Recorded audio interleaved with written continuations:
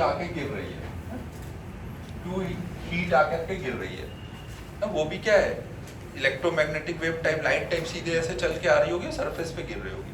तो सरफेस पे गिरने के बाद क्या होगा, कुछ एनर्जी उससे रिफ्लेक्ट होकर के चली जाएगी ना, कुछ एनर्जी ऐसे रिफ्लेक्ट हो रही होगी, क्यू आर लिख दिया।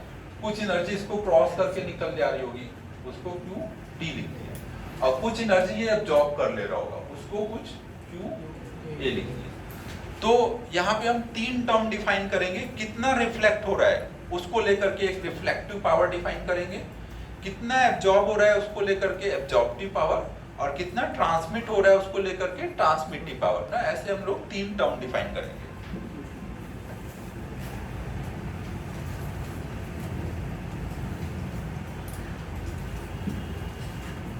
तो जैसे हमने पहले एक टर्म डिफाइन किया रिफ्लेक्टिव पावर,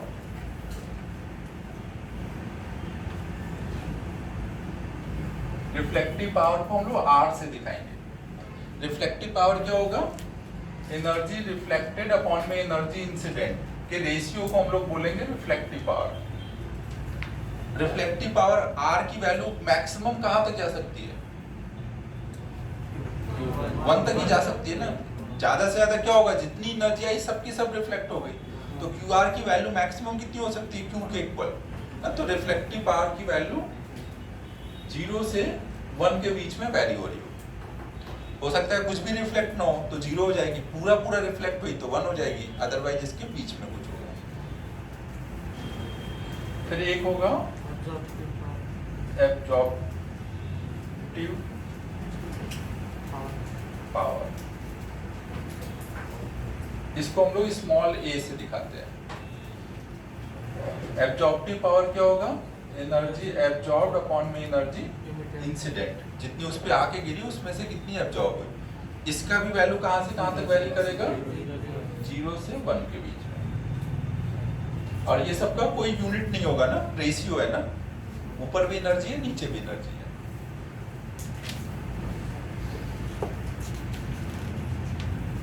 और फिर होगा एक ट्रांसमिटिव पावर,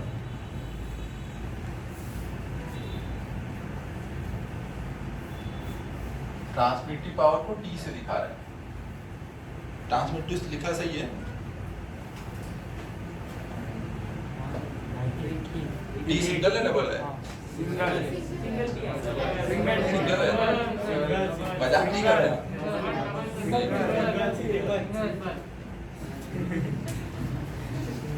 कैम्ब्रिज वालों की तो हालत ही खराब है। तो ट्रांसमिटिव पावर टी कैसे डिफाइन करेंगे, जो भी ट्रांसमिट हुई energy divided by total energy. ये भी क्या होगा, 0 से 1 के बीच में। यहाँ पे एक चीज और है, जो भी टोटल एनर्जी आई वो तीन पार्ट में डिवाइड हुई है ना, तो हम बोल सकते हैं जितना भी रिफ्लेक्ट हुआ प्लस जितना भी एब्जॉर्ब हुआ प्लस जितना भी ट्रांसमिट हुआ, उन सबका सम क्या होगा, क्यू के बराबर ना। अगर हम दोनों साइड में q से डिवाइड कर दें तो ये क्या हो जाएगा, q अपॉन में q equal to q r upon में q plus q a upon में q plus q t upon में q ना। मतलब क्या हुआ, रिफ्लेक्टिव पावर, एब्जॉर्प्टिव पावर और ट्रांसमिटिव पावर तीनों का सम कितना होगा, 1 आ जाएगा ना। ये तो 1 हो गया है, तो बोल सकते हैं r plus a plus t का सम हमेशा 1 होगा।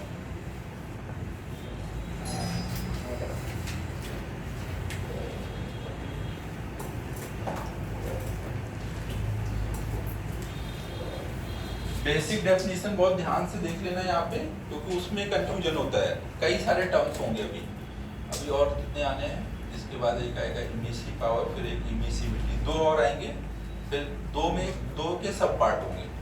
तो ऐसे कई सारे हो जाते हैं ना, तो अक्सर हम वहीं पे कंफ्यूज हो जाते हैं। ध्यान से सुनोगे तो सबका मीनिंग से क्लियर होता है कि किसका क्या मतलब है। ट्रांसमिट मतलब जैसे इस सरफेस पे आके गिरा और कुछ क्रॉस करके निकल गया, सारी की सारी एनर्जी ऐसा नहीं है कि ट्रांसमिट हो जाती है, कुछ एब्जॉर्ब होती है, कुछ रिफ्लेक्ट, कुछ ट्रांसमिट तो होती है। वो कौन से फॉर्म एनर्जी है, कौन से फॉर्म में क्या, जैसे मान लो सन से लाइट आ रही है, आप नीचे बैठे हो, आपके ऊपर मान लो एक हम प्लास्टिक का कुछ रख दें ना, तो क्या होगा, क्या अब तक लाइट आएगी नहीं एकदम, थोड़ी थोड़ी तो आएगी ना। तो ट्रांसपेरेंट शेड वगैरह होते हैं कई जगह लगे रहते हैं, आप उसके नीचे बैठोगे तो अब भी आपको गर्मी तो फील होगी लेकिन कम होगी, डायरेक्ट सनलाइट नहीं आ रही होगी, कोई क्रॉस करके थोड़ा पार्ट आ पा रहा होगा।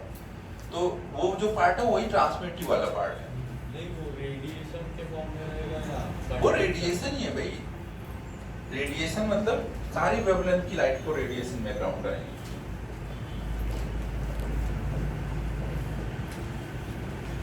ठीक है, यहाँ तक क्लियर है सबको? ये वाले जो हमने बेसिक टर्म डिफाइन किए, ये किस बेसिस पे डिफाइन किया है कि बॉडी पे कितनी एनर्जी आके गिर रही है और फिर उसका क्या हो रहा है, कितना रिफ्लेक्ट हो रहा है, कितना एब्जॉर्ब हो रहा है, कितना ट्रांसमिट हो रहा है। फिर इसके बाद हम लोग एक टर्म डिफाइन करेंगे कि बॉडी अपने अंदर से कितनी एनर्जी रेडिएट कर रही है।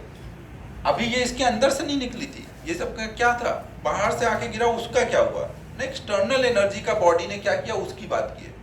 अब हम नेक्स्ट देखने जा रहे हैं इमिसिव पावर। इमिसिव पावर मतलब बॉडी के अंदर से कितनी एनर्जी रिलेट हो रही है उसके लिए है। इसको ई लेटर से दिखाएंगे।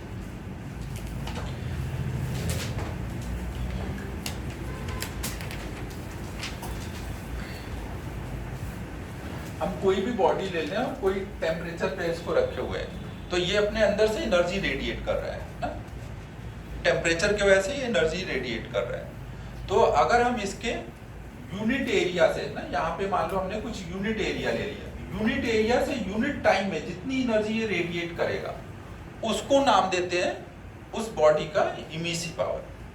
यूनिट एरिया से इसके सरफेस पे यूनिट एरिया ले लो और यूनिट टाइम तक देखो कितना एनर्जी निकली ना। यूनिट टाइम में यूनिट एरिया से जितनी एनर्जी निकलेगी वो हमारा क्या होगा, इमिसिव पावर।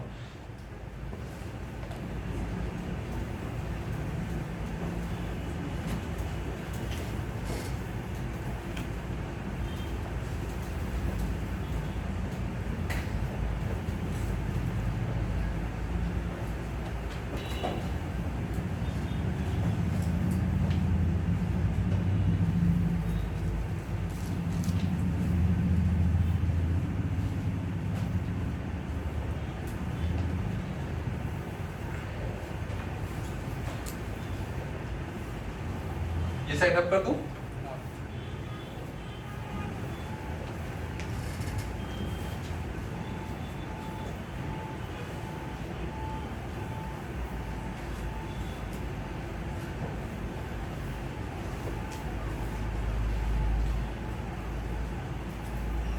अगर मान लो आपने यहाँ पे एक छोटा सा कुछ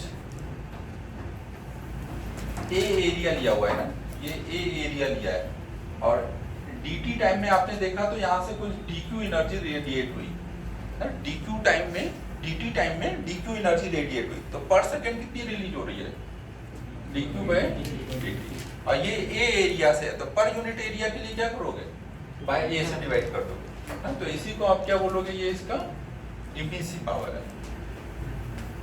dq बाय dt को आप बोल सकते हो ये बॉडी का सिर्फ पर सेकंड कितनी एनर्जी रिलीज हो रही है। क्या रहने दो बता, सॉरी यही तक है।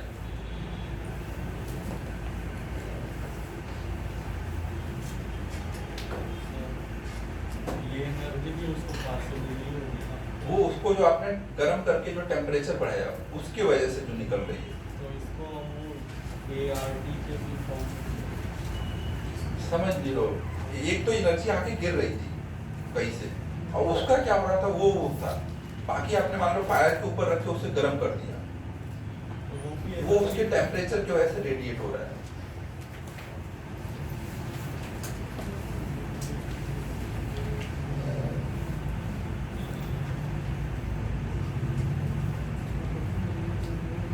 इमिसिव पावर ये किस मटेरियल का बना है उस पर डिपेंड करेगा ना, उस बॉडी का क्या शेप साइज है उससे मतलब नहीं है ना।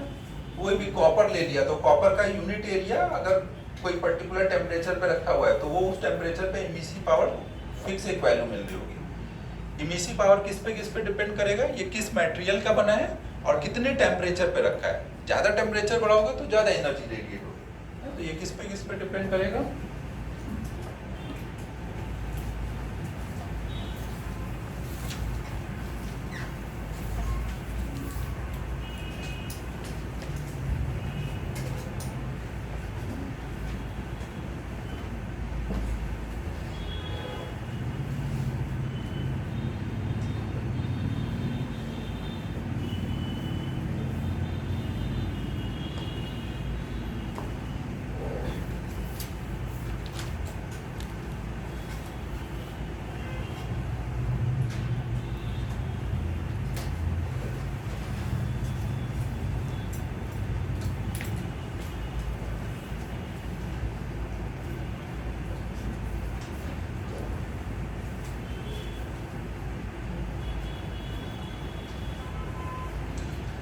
अब इसके बाद दो और डेफिनेशन रह जाते हैं।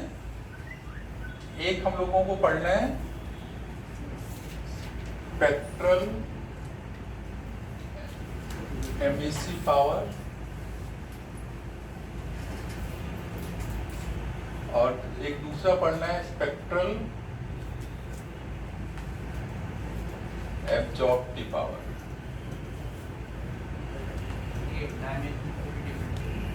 क्या? हाँ, इसकी यूनिट क्या हो जाएगी ना? dq क्या है? एनर्जी है, तो वो क्या हो जाएगा? जूल पर सेकेंड, नीचे टाइम है ना, पर यूनिट एरिया ना। जूल पर सेकेंड को आप वॉट भी बोलते हो ना, तो वॉट पर मीटर स्क्वायर भी बोल सकते हो।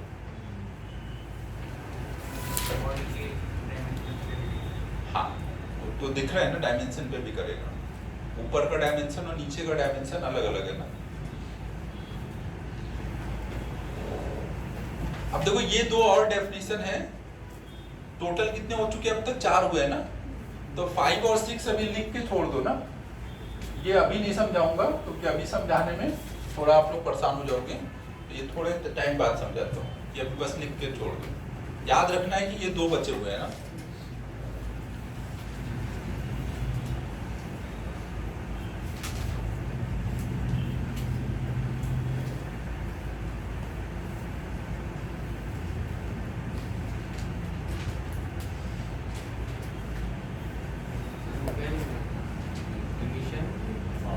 स्पेक्ट्रल इमिसिव पावर, हाँ पावर लिखा है क्या यार, कितना गंदा लिख रहा हूँ। स्पेक्ट्रल एब्जॉर्प्टिव पावर,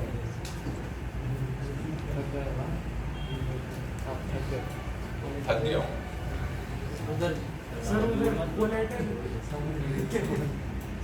अब तू टाइम पास कर रहा होगा, सब सही लिखा होगा।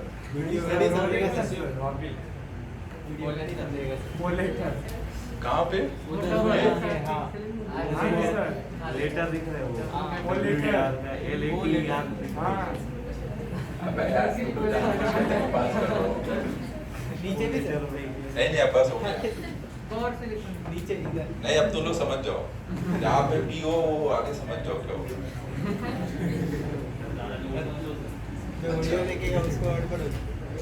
तो ये दो हमें देखने हैं।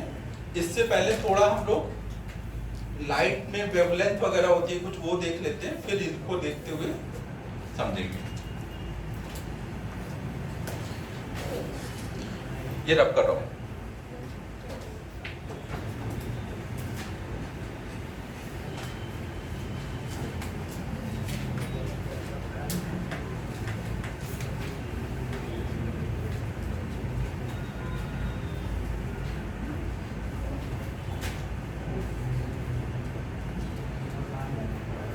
देखो, आपने ये देखा होगा कि जो भी लाइट होती है, लाइट का कुछ वेवलेंथ होता है।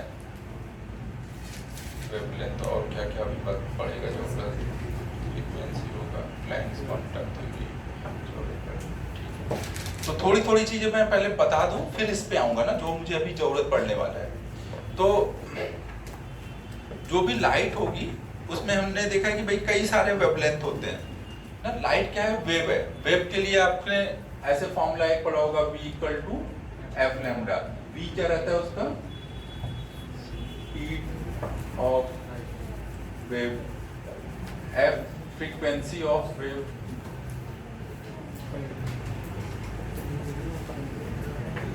और ये उसका वेवलेंथ।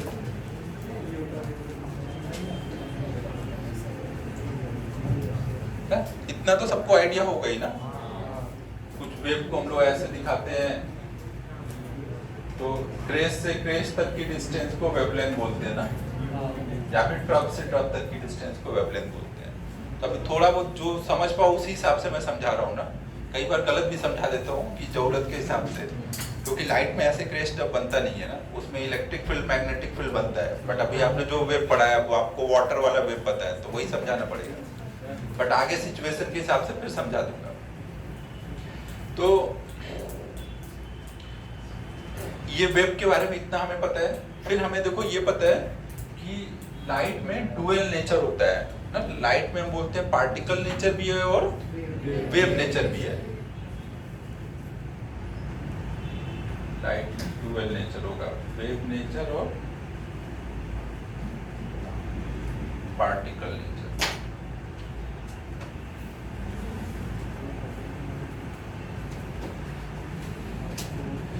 तो जो भी लाइट पार्टिकल नेचर में हम क्या बोलते हैं, ये प्लैंक ने दिया था पार्टिकल नेचर ना, बाद में आइंस्टाइन ने वो फोटो इलेक्ट्रिक इफेक्ट वगैरह एक्सपेरिमेंट हमें आगे पढ़ना है, उससे प्रूव भी किया कि हाँ ये सही बात है।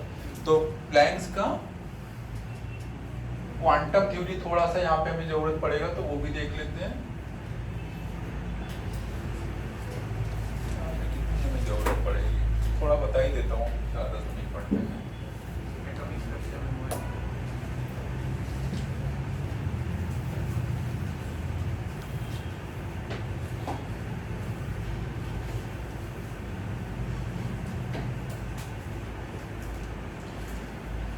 तो देखो प्लैंक ने क्या बोला कि जो भी लाइट ऐसे आ रही है, मान लो तो लाइट आ रही है, मतलब यहाँ पे एनर्जी के पैकेट्स आ रहे हैं ना, एनर्जी के पार्टिकल्स हैं वो ऐसे आगे आ रहे हैं ना, ये पार्टिकल की स्पीड ही वो लाइट की स्पीड है। और एक पार्टिकल के अंदर कितनी एनर्जी होगी, तो एक पार्टिकल की एनर्जी के लिए उन्होंने ये फॉर्मूला बताया H/F, जहाँ पे H को बोलते हैं प्लैंक्स कांस्टेंट ना, वैल्यू वो दी रहती है कुछ 6.6 × 10 के पावर -34 कुछ ऐसे रहती है। और फ्रीक्वेंसी को आप क्या लिख सकते हो, यहाँ से देखो स्पीड ऑफ लाइट से अगर v को हम c से दिखाएं तो f की जगह क्या लिख सकते हैं, c/λ, तो ये हो जाएगा hc/λ। तो एक फोटोन जो एक पार्टिकल है उसकी एनर्जी कितनी होगी, hc/λ लिख सकते हो, या फिर h/f लिख सकते हो। c यहाँ पे स्पीड ऑफ लाइट है ना।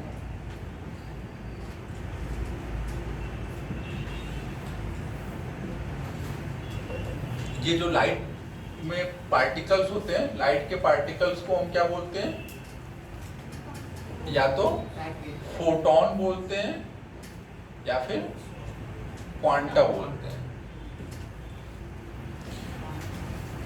ना। तो प्लैंक ने यही बताया कि लाइट भी छोटे छोटे पार्टिकल से मिलके बना है, पार्टिकल को फोटोन या क्वांटा बोलेंगे। और एक फोटोन की एनर्जी कितनी होगी, मतलब एक पार्टिकल के अंदर एनर्जी कितनी होगी, h/f या फिर hc/λ।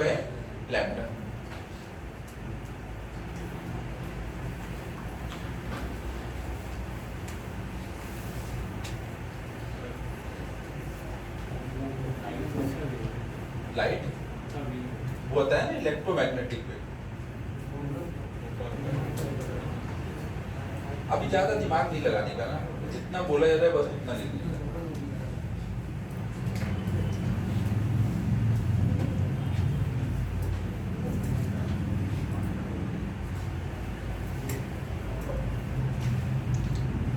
ये सब हम लोगों को मॉडर्न फिजिक्स करके अपना लास्ट टॉपिक आएगा, वहां पे देखना रहेगा ना।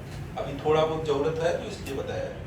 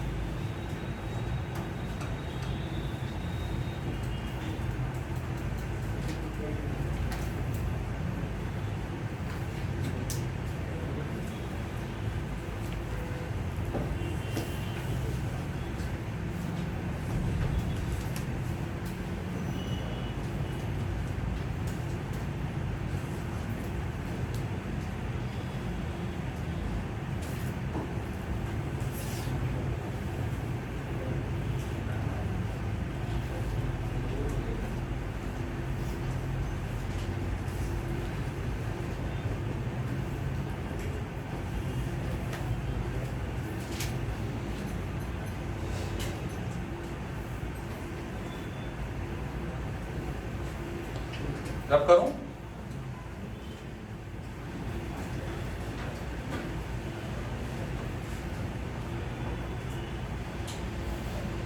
अब हम लोग देख रहे हैं फिफ्थ वाला डेफिनेशन, स्पेक्ट्रल एमिसिव पावर।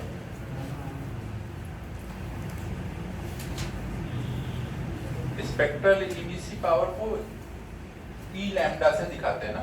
ई इमिसिव पावर के लिए रहता है, नीचे लैम्डा वेवलेंथ वाला सिंबल लगाया सबस्क्रिप्ट में ना।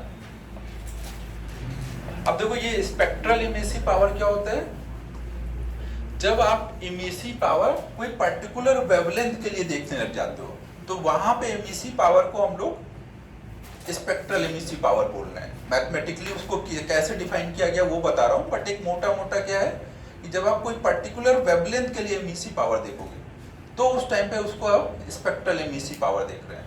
पर्टिकुलर वेवलेंथ मतलब क्या होगा, जैसे हमने ये बॉडी ली, ये कोई टेम्परेचर पे है तो ये क्या हो रही है, अपने अंदर से एनर्जी रेडिएट कर रही है।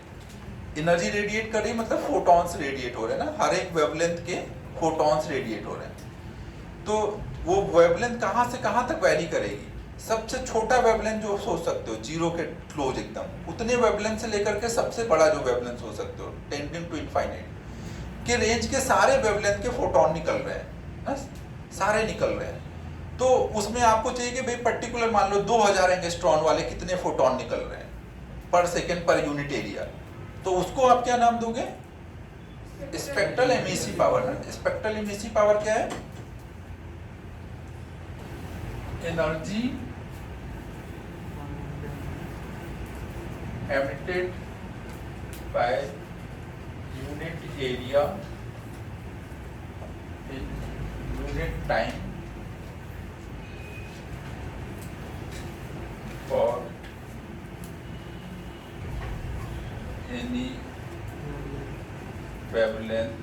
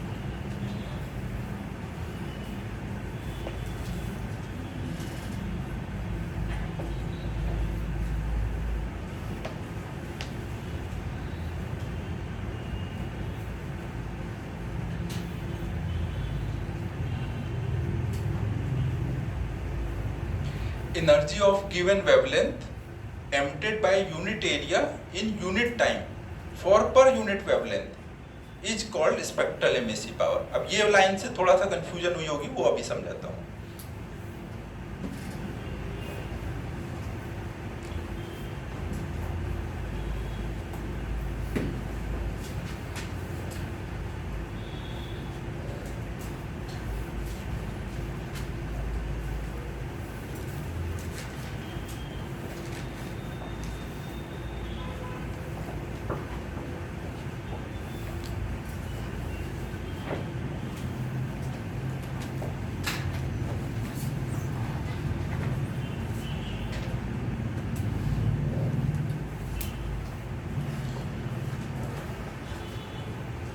अब देखो इसका क्या मतलब हुआ, जैसे मान लो आप कोई बॉडी लेते हो और आपको चाहिए कि भाई मान लो लैम्डा इक्वल टू 2000 एंगस्ट्रॉन वाला यूनिट एरिया से यूनिट टाइम में कितनी एनर्जी रेडिएट हो रही है, वही हमारी स्पेक्ट्रल एमिसिव पावर है।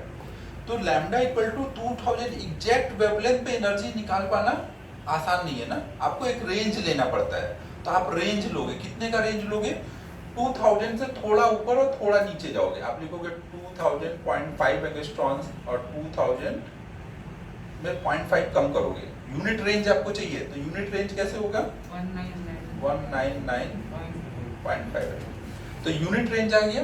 तो इसके बीच में जो भी एनर्जी रेडिएट हो रही होगी उन सबको आप बोल सकते हो कि वो सब किस पे है, 2000 एंगस्ट्रॉन पे ना। तो आपको जिस भी वेवलेंथ पे चाह रहे होगे उस वेवलेंथ पे यूनिट रेंज में ना जो एनर्जी रेडिएट हो रही है उसी को आप क्या बोल रहे हो, स्पेक्ट्रल एमिसिव पावर उस वेवलेंथ की ना। तो यहाँ पे इसलिए यहाँ पे मैंने क्या लिखा है, एनर्जी ऑफ गिवन वेवलेंथ, मान लो ये वाली वेवलेंथ है का यूनिट एरिया से यूनिट टाइम में जो रेडिएट हो रहा है पर यूनिट वेवलेंथ ना, पर यूनिट रेंज में हम देख रहे हैं, को हम लोग वहां पे क्या बोल रहे हैं, spectral emissive power.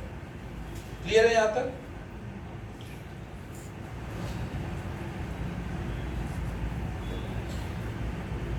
Mathematically e lambda की वैल्यू आएगी d बाई डी लैम्डा। अगर e हमें दिया है as a function of lambda, तो d by D lambda e lambda को बताएगा। ये कैसे आ रहा है ये भी थोड़ा समझाता हूं ना। अगर मान लो आपका e फंक्शन ऑफ लैम्डा कुछ दिया हुआ है ना, अगर आप यहाँ लैम्डा डालोगे तो 0 से लैम्डा तक की यूनिट एरिया से यूनिट टाइम में कितनी एनर्जी रेडिएट हो रही है वो दे देगा ही। अगर आपके पास मान लो एक फंक्शन है, उस फंक्शन में जो लैम्डा डालोगे तो 0 से उतने लैम्डा तक का ई मिल जाएगा आपको। 0 से लैम्डा तक का जो लैम्डा डालोगे उतने तक का टोटल इमिसिव पावर मिलेगा। अब मान लो आपने लैम्डा डाला तो इमिसिव पावर ई मिला। अब लैम्डा को थोड़ा सा बढ़ाया, लैम्डा से लैम्डा प्लस डी लैम्डा किया, तो इमिसिव पावर भी बढ़ के क्या हो जाएगा, ई से ई प्लस डी हो जाएगा। अब ये जो ई आ रहा है ये 0 से लैम्डा तक का टोटल इमिसिव पावर था, और ये क्या है 0 से लैम्डा प्लस डी लैम्डा तक का टोटल इमिसिव पावर है। तो जो इसमें चेंज आया है वो कहां तक का बोल सकते हो, वो किस वेवलेंथ का है? अगर इसमें हम चेंज देखें तो जो डी का चेंज है वो आप सारा का सारा बोल सकते हो ना कि वो जो लैम्डा से लैम्डा प्लस डी लैम्डा में गया है, मतलब वो लैम्डा वाले वेवलेंथ की सारी इमिसिव पावर है ना। तो डी क्या है, ये जो लैम्डा वेवलेंथ पर जो एनर्जी रेडिएट हो रही है वो वाली है। और रेंज कितना लिया आपने, डी लैम्डा का ही रेंज लिया है। आपको यूनिट रेंज लेना था तो इसलिए डी लैम्डा से डिवाइड करोगे तो वो स्पेक्ट्रल एमिसिव पावर बनेगा। कुछ चमका मैं क्या बोल रहा हूँ, मैंने डी लैम्डा, देखो पहले इस फंक्शन का मतलब समझो। इस फंक्शन का मतलब क्या है, इसमें जो लैम्डा डालोगे ना, जो लैम्डा डालोगे 0 से उतने लैम्डा तक का टोटल इमिसिव पावर आ जाएगा ना, 0 से उतने तक का टोटल आ जाएगा। अगर मैंने मान लो लैम्डा पे इमिसिव पावर देखा तो ये कहां तक का एनर्जी बता रहा है, 0 से उतने लैम्डा तक का, उसमें 1 2 3 से होते हुए उतने लैम्डा तक का सब आया हुआ है।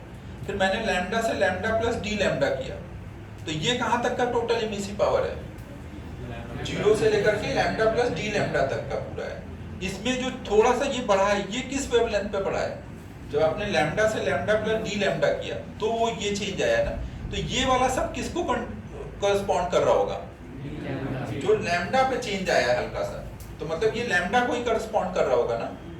और आपको ये डी लैम्डा में चेंज करने की वजह से मिला है, और आपको यूनिट के लिए चाहिए तो आप क्या करोगे, इस लैम्डा से डिवाइड कर दोगे तो ये हमें मिल जाएगा पर्टिकुलर वेवलेंथ की emissive power per unit wavelength. देखो जितना मैं समझा सकता था समझा दिया है, ज्यादा दिमाग नहीं लगाने का है।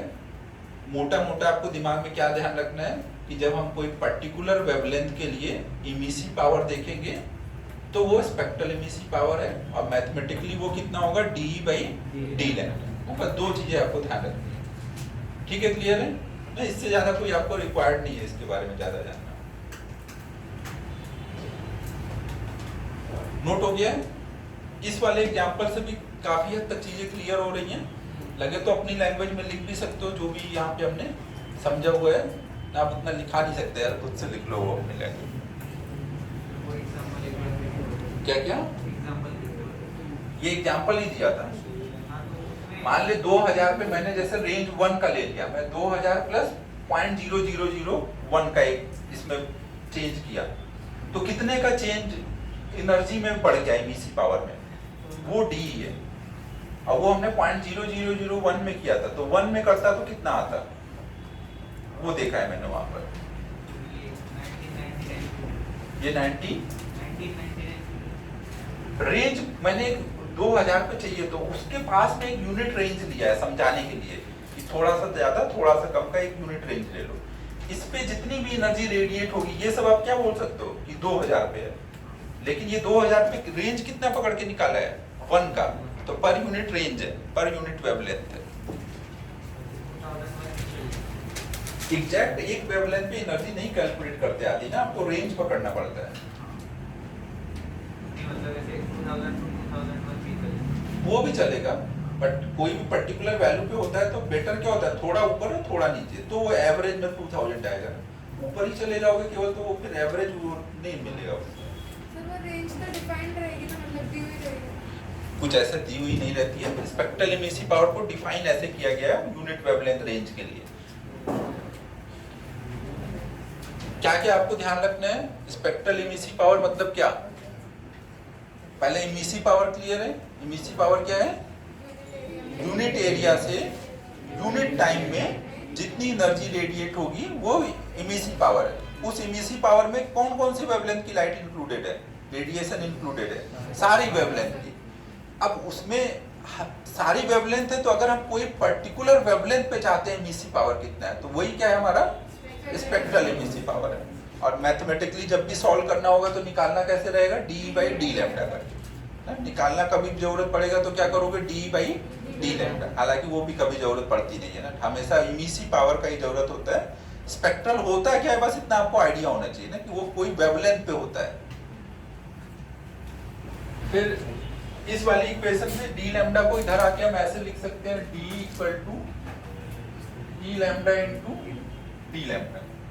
और पूरे को अगर हम इंटीग्रेट कर देंगे तो d पूरा इंटीग्रेट होके क्या हो जाएगा, टोटल इमिसिव पावर ना। मैथमेटिकली आप बोल सकते हो कि टोटल इमिसिव पावर क्या होगा, integral of spectral emissive power ना। इसी को बस इंटीग्रेट कर दो, इधर ला कर दे, हो जाएगा।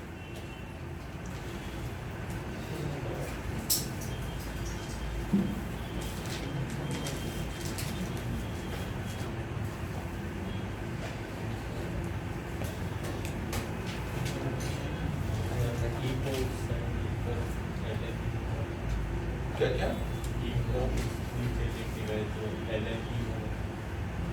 ये ई लैम्डा अलग है और ई अलग है ना। ये एक तरह से y है, ये x है, अलग अलग फंक्शन है।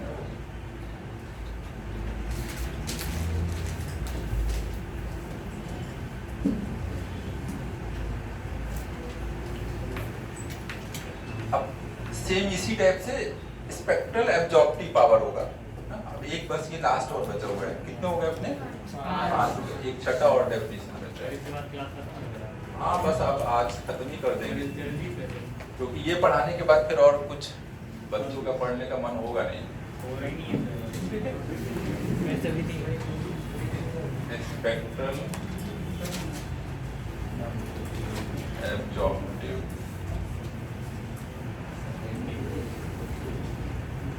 देखो, जो अपन ने शुरू में पढ़े थे, जो समझ आ गए थे आसानी से, वही काम के है ना। ये जो ज्यादा समझ नहीं आ रहा है, ये ज्यादा काम के भी नहीं है ना, पूछे भी नहीं जाएंगे। नहीं लिख लो, मतलब कम इम्पोर्टेंट है, लेकिन आ तो सकते ही है। आने में भी बस वही होगा, आपको ज्यादा से ज्यादा ये रिलेशन वगैरह पता होना चाहिए, ज्यादा और इस पे क्वेश्चन नहीं बनता। तो वो स्पेक्ट्रल एब्जॉर्प्टिव पावर क्या है, फिर से वही सेम चीज। जैसे आपने कोई सरफेस लिया, इस पे Q एनर्जी आके गिर रही है, तो उस Q एनर्जी में सारी वेवलेंथ की एनर्जी आ रही है। जब हम कोई पर्टिकुलर वेवलेंथ की एनर्जी पे फोकस करें ना, इस Q में से कोई आपने केवल Q लैम्डा वाली एनर्जी देखी कि कितनी आके गिर रही है, और उस वेवलेंथ की एनर्जी में से कितनी एब्जॉर्ब हो रही है, तो वो ना उसमें से मान लो कुछ Q लैम्डा A एब्जॉर्ब हो रही है, तो Q लैम्डा A अपॉन में Q लैम्डा को आप बोलोगे spectral absorptive power.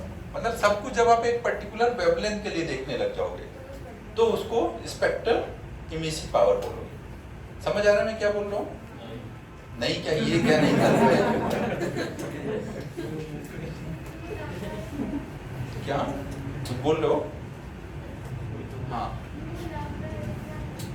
Q lambda, lambda wavelength की कितनी एनर्जी आके गिर रही है, और Q लैम्डा ए लैम्डा वेवलेंथ की कितनी एनर्जी एब्जॉर्ब हो रही है ना। Q के सबस्क्रिप्ट में लैम्डा है और उसके सबस्क्रिप्ट में ए है ना। Q लैम्डा है, मतलब लैम्डा वेवलेंथ की कितनी एनर्जी एब्जॉर्ब हो रही है। मैथमेटिकली तो थोड़ा ऐसे समझ आने में ठीक है, लेकिन थोड़ा डेफिनेशन वगैरह लिखा देता हूँ, उतना पता होना चाहिए। कहाँ है ए लैम्डा? यूनिट ये अलग ही दुनिया में चल रहा है भाई। क्या ये देखो बोरिंग टॉपिक है, आज ही खत्म कर लेंगे तो क्या अगले क्लास तक ना जाएंगे। नहीं नहीं इतना कुछ नहीं है, ये समझ सकते हैं, ऐसा कुछ भी नहीं है, बहुत अच्छा है, सब समझ आ रहा है, तो कोई कुछ नहीं था, कुछ भी नहीं है इसमें, एकदम आसान है, सब समझ आ रहा है, तो कोई तो बाद में समझ। अब देखो इसमें सर छोड़ दो। इस चीज को अब एग्जांपल लेके समझाता हूँ। मान लो हम लोग केवल लैम्डा इक्वल टू 2000 एंगस्ट्रॉन वाली एनर्जी पे देख रहे हैं ना, वो कितनी एनर्जी आ रही है। तो अगर आपको बोला जाए कि भाई केवल 2000 एंगस्ट्रॉन का देखना है, तो आप एग्जैक्ट उसी वैल्यू पे नहीं देख सकते ना, आपको एक रेंज लेना पड़ता है, थोड़ा ऊपर थोड़ा नीचे। तो आप क्या सोचोगे कि 2000.5 हाँ लैम्डा की वैल्यू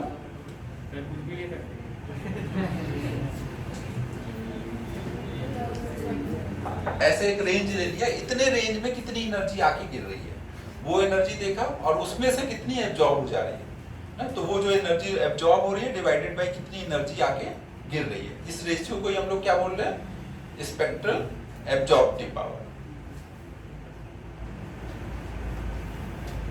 सर ये एरिया स्पेसिफाइड उसका पूरे इसके वो बॉडी के लिए डिफाइन है ना, एब्जॉर्प्टिव पावर में पूरी एनर्जी आके गिर रही बॉडी पे, उसमें एरिया नहीं देखते हैं, बॉडी पे कितनी गिर रही है और उसमें से कितनी एब्जॉर्ब हो रही है। आप एरिया फिक्स कर सकते हो, कितने एरिया पे ही देखेंगे तो पे उतने पे ही जितनी गिरेगी वो एनर्जी देखना। ठीक है, समझ आ रहा है ये मैं क्या बोल रहा हूँ? इस रेंज के बीच में जितनी एनर्जी आके गिरी वो देख लिया और उसमें से कितनी एब्जॉर्ब होगी वो देख लिया और उसका रेशियो ले लिया। तो हम डिफाइन कैसे करेंगे इसको? सर वो कितनी एनर्जी गिरी उसको हम क्यू से डिफाइन करते हैं। उसको क्यू लैम्डा से डिफाइन कर रहे हैं, क्यू लैम्डा से कितनी गिरी और उसमें से कितनी एब्जॉर्ब हुई वो क्यू लैम्डा है। सीधा सीधा मतलब एक पर्टिकुलर वेवलेंथ पे बस हम चेक कर रहे हैं ना, पर्टिकुलर वेवलेंथ पे एनर्जी कैलकुलेट करना ऐसा आसान नहीं है, तो हमें क्या करना पड़ता है, एक रेंज लेना पड़ता है। तो इसलिए हर जगह पर यूनिट रेंज हमें ऐड करना पड़ता है डेफिनेशन में ना। तो हम यहाँ पे क्या बोलेंगे,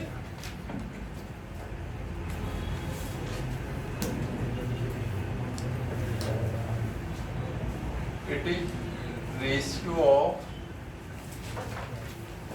energy absorbed and energy incident for a given wavelength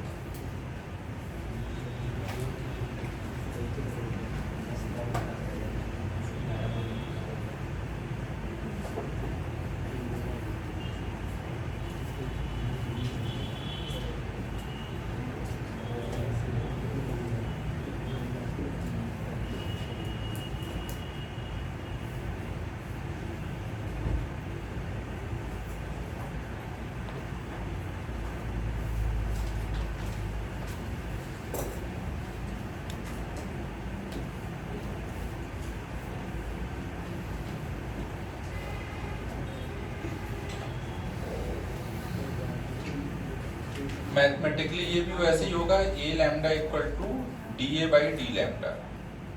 ए को अगर हम लैम्डा के रिस्पेक्ट में डिफरेंशिएट करें तो वो हमें ए लैम्डा मिलेगा। ये ना कभी कोई फंक्शन आपको ऐसे मिलता है ना, ये आपको ऐसे निकालना पड़ेगा। अगर कभी दे दे क्वेश्चन में कि A as a function of lambda और ए लैम्डा बताओ तो डिफरेंशिएट कर देना। इसको इधर लाके इंटीग्रेट करोगे तो क्या हो जाएगा, कहाँ पे ये डी ए है, तू ये टाइम पास कर रहा है यार, जबरदस्ती कर रहा है। ये डी ए ही तो लिखा है, पता नहीं क्या क्या देख लेते हो।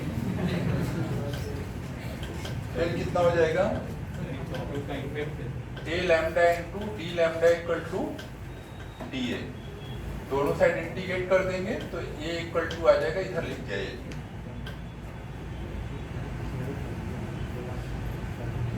अगर स्पेक्ट्रल एब्जॉर्प्टिव पावर के का लैम्डा के साथ ग्राफ गिवन है तो ये उसके अंदर का एरिया होगा ना, एरिया में टोटल ए दे देगा।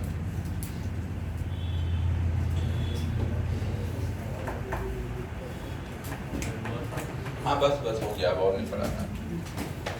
सर ऐसे तो रिफ्लेक्टिव और ट्रांसमिटिव इतना कम बवाल था कि और बवाल करना चाहते हो, बस ठीक है।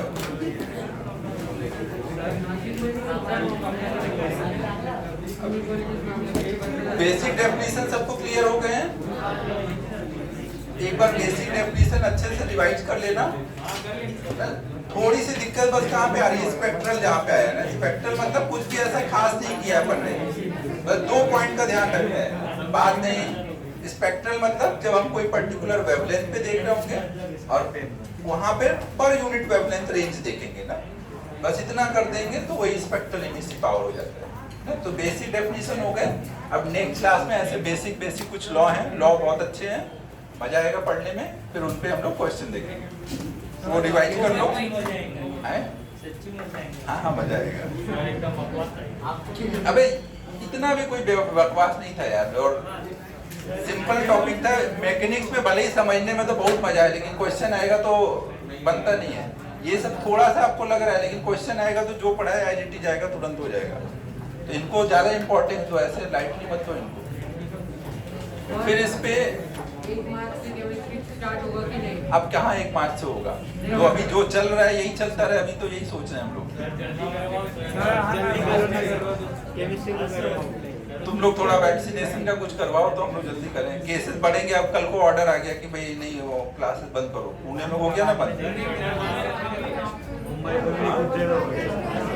आकाश हो गया पूरा, तो छुट्टी नहीं मिल सकता भाई, पोस्ट को पीछे नहीं जाने देना है।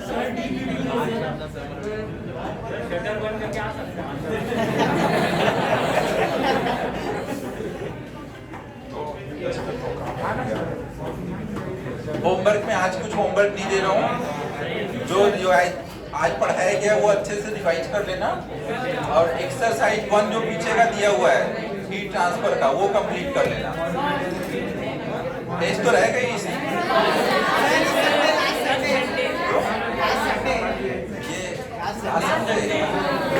यार वो ऑनलाइन के टाइम पे ये लास्ट संडे में टेस्ट, ये सब ऑनलाइन के टाइम पे था। अभी ग्रेविटेशन का पूरा हो गया, कैलोरीमेट्री का टेस्ट हो जाएगा अगर अभी रख लेंगे।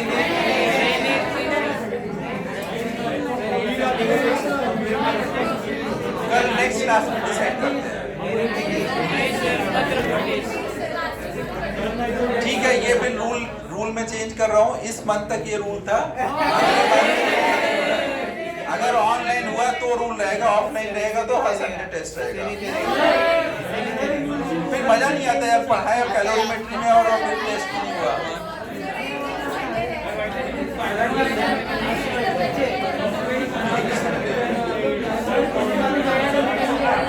ठीक है, इस संडे टेस्ट नहीं है, आगे का फिर देखेंगे।